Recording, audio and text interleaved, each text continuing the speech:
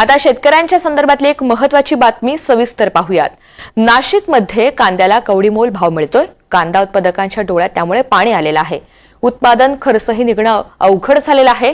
कांद्यावरील निर्यात शुल्क हटवण्याची मागणी आता हे शेतकरी करत आहेत।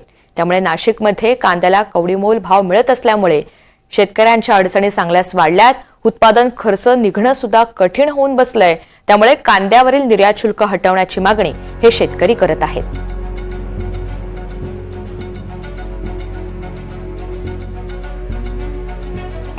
बाजार समितीमध्ये येत आहे आणि 20% जी ड्युटी लावली आपल्या सरकारने, ती 20% ड्युटी जर आता तुर्तास उठवली नाही तर आपल्या बाजूचा देश आहे पाकिस्तान आहे, इजिप्त आहे, इथलंही क्रॉप जे आहे ते आता एक्सपोर्ट मध्ये आपल्या कांद्या बरोबर कॉम्पिटिशन मध्ये आहे एक्सपोर्टसाठी।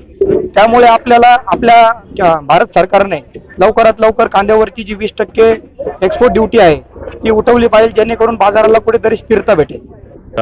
साधारण कांद्याला भाव जो मिळत होता तर अतिवृष्टी झाली, गारपीट झाली, त्यामध्ये आमची शेतकऱ्यांची नुकसान झाली। त्यावेळेस एकरी फक्त 10 ते 15 क्विंटल, कोणाकोणाचे डायरेक्ट कांदे रोटरी मारण्याची वेळ आली, अतिशय नुकसान झाली। आणि आता इकडून तिकडून कांद्याला थोडे मकाचे बाजरीचे रानात कांदे निघायला लागले, तर शेतकऱ्यांना आता 2 पैसे मिळण्याची अशी आम्हाला अपेक्षा होती। त्यात सरकार बनलं आणि कांद्याचे भाव पडले, डायरेक्ट 2000-1500 रुपयावर भाव आले।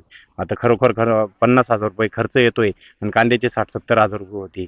आम्ही लहान मुलं असतील, आमचे कुटुंब असतील, आमच्या मुलींचे लग्न असतील, आमचे कोणाची देवाणघेवाण असेल, आमची उलाढाल असली, सर्व कांद्यावर होती। तर शेतकऱ्यांसाठी खूप अच्छे दिन येणार होते असं वाटत होतं। तर शेतकऱ्यांसाठी कांदा जे निर्यात शुल्क आहे काय परवडणार आहे? ज्या वेळेस आपल्याकडे माल नव्हता त्यावेळेस 4-5 हजार रुपये माल विकला, 3,500-4 हजार रुपये विकला। त्यावेळेस आम्ही ती अक्षरशः निसर्ग आपत्तीमुळे सगळं रोटरी मारली, काही मेंढ्या चारल्या। आता ते थोडासा कांदा आला शेतकऱ्याच्या हाताशी तर बाजार आता 2च्या आत आले, 1200, 1300, 1400 रुपये खर्च होतो। एक क्विंटलला जर 2100-2200 रुपये खर्च होतो, कांदे 1200-1300 रुपये विकतात, तेव्हा शेतकऱ्यांनी काय करायचं? हो, आज सरकारने त्यांच्या विसरून गेले शेतकऱ्यांना। जोपर्यंत मतदान घ्यायचं होतं तोपर्यंत बाजार चांगले ठेवले आणि ते आज विसरून गेले। हे